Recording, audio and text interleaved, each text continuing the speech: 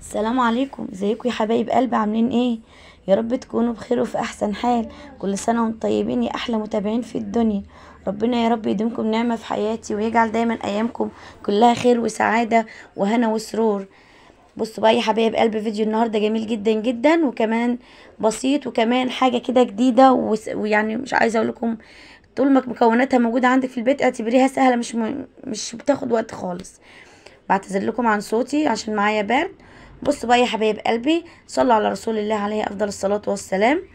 مبدئيا كده معايا كده بصلايه كبيره، مسكتها قطعتها ناعم وبعدين حطيت عليها بقى توابل، حطيت عليها فلفل اسود، كزبره وكمون ودقه وحبه بابريكا.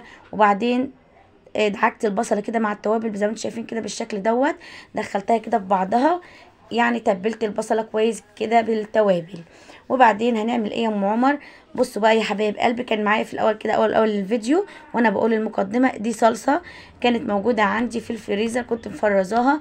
دي صلصه صلصه محشي. فبعملها الصراحه كام كيس كده وارميهم في الفريزر لحين محتاج ان انا اعمل محشي. ما بياخدش مني وقت خالص خالص ولا مجهود، وما بحسش بتعب المحشي اللي كل الناس بتشتكي من تعبه.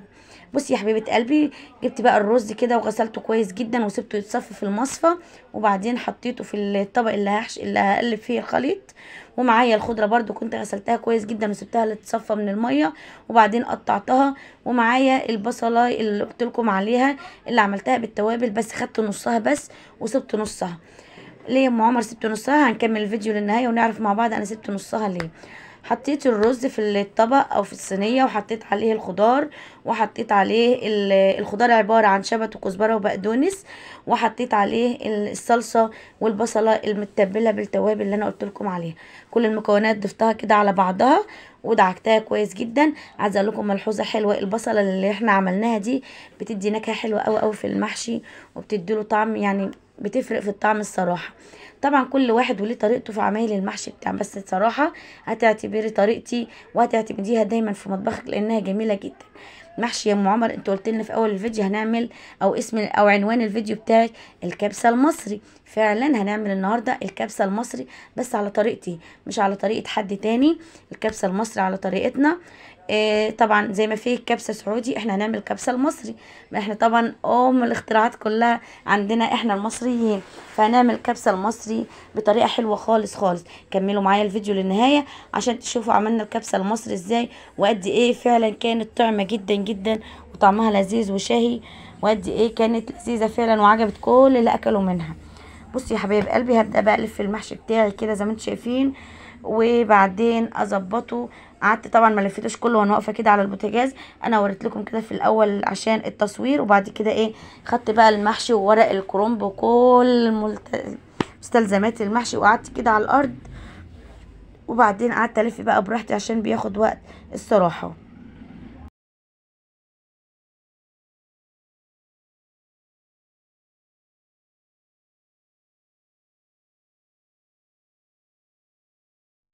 طبعا زي ما قلت لكم انا كنت مفرزه الصلصه بتاعه المحشي، كنت كمان مفرزه الكرنب وكنت سلقاه وحطاه في اكياس كده وشايلاه برده في الفريزر.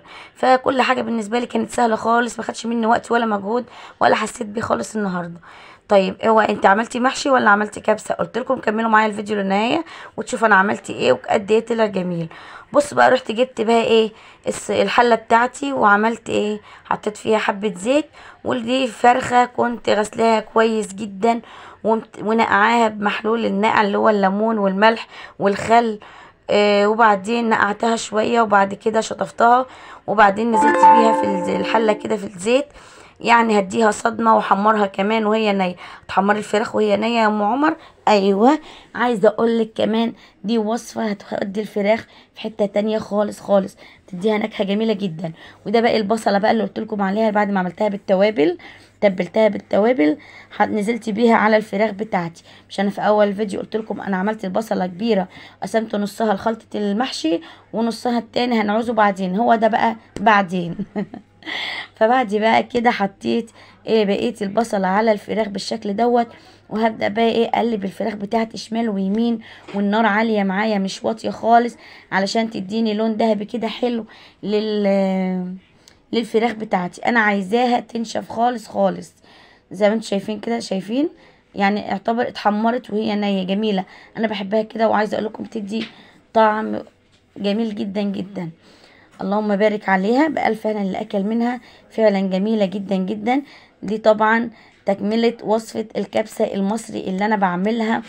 في ناس كتير هتقول لي هي لها مسمى تاني غير اللي انت بتقوليه دوت، بس انا الصراحة اكتشفت ان هو ما ينفعش يكون لها مسمى غير المسمى اللي انا اطلقته عليها ده، الكبسة المصري. لان فعلا هي واخدة كل تريكات وحركات الكبسة السعودي، بس احنا عملناها بطريقتنا، بطريقة تانية خالص، وبعدين اضفنا لها حاجات من عندنا.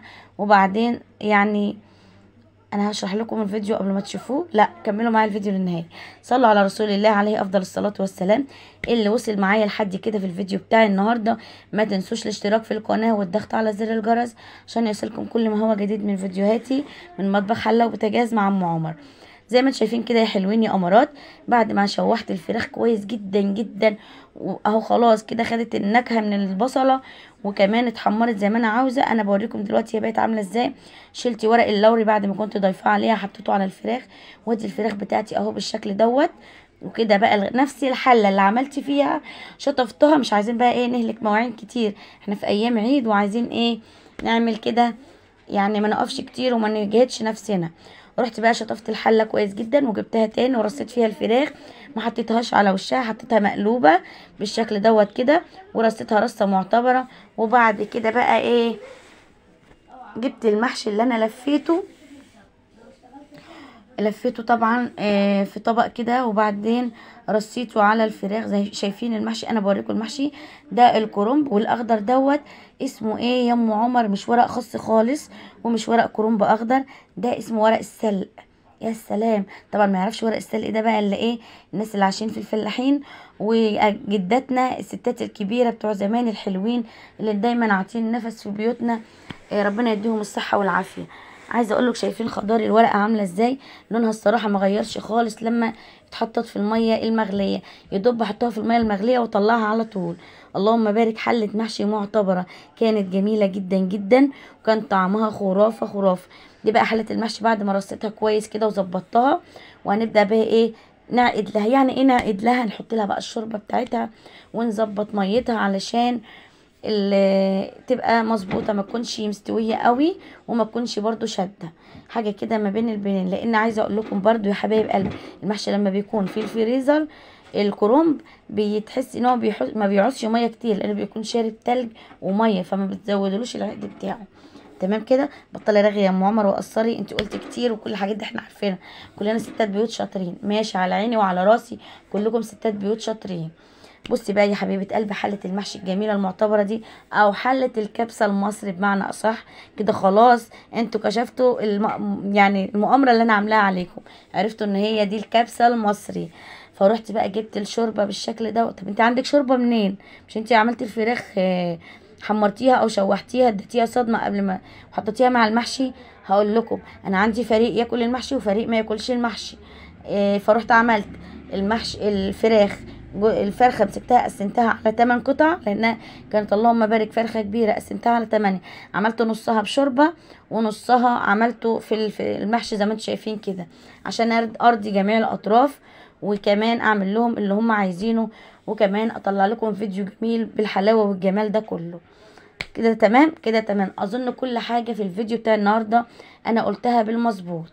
عقد المحشي زي ما قلنا، بصي يا حبيبه قلبي، بتضيفي الشوربه كده، وبعدين تمسكي الحله زي ما انا بمسكها وترجي فيها جامد جامد. ليه بترجيها؟ علشان الشوربه يعني تخش جوه صوابع المحشي كلها، تضمني ان هي ايه دخلت جواها، ما يكونش نص الحله مستوي والنص التاني مش مستوي، فبيتغلغل كله مع بعضه. تمام كده. بعد ما هزيتي الحله كويس جدا، ببدا بقى ايه، بتشوفي الشوربه من تحت الصف الاولاني للمحشي، من تحتيه مش فوقيه، خدي بالك برضو. يعني بتشوفي الشوربه من تحت الصف الاولاني من المحشي، مش من فوقيه، عشان برضو ما تعجنش معاكي. حطينا المحشي على النار، وبعد بقى ما بيغلي، هو مجرد ما بيغلي والنار عاليه، تبداي توطي عليه زي ما انتم شايفين كده، اوطي عليه بقى يتشكشك مع بعض كده. يعني ايه يتشكشك؟ يتشرب ويتردد كويس جدا. سر المحشي وحلاوته ان انت مجرد ما يغلي توطي عليه النار وتغطيه كويس، وتسيبيه بقى مع نفسه كده ايه ساعة زمن على نار هادية. احلى تسوية الاكل على نار هادية. تمام.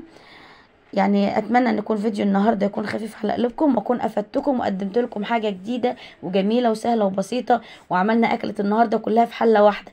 ايه رايكم يا حلوين؟ وفرنا وخلينا اقتصاديين وقدمنا الاكله كلها في حله واحده، ما تعبناش نفسنا في غسيل المواعين وما اجهدناش نفسنا كتير.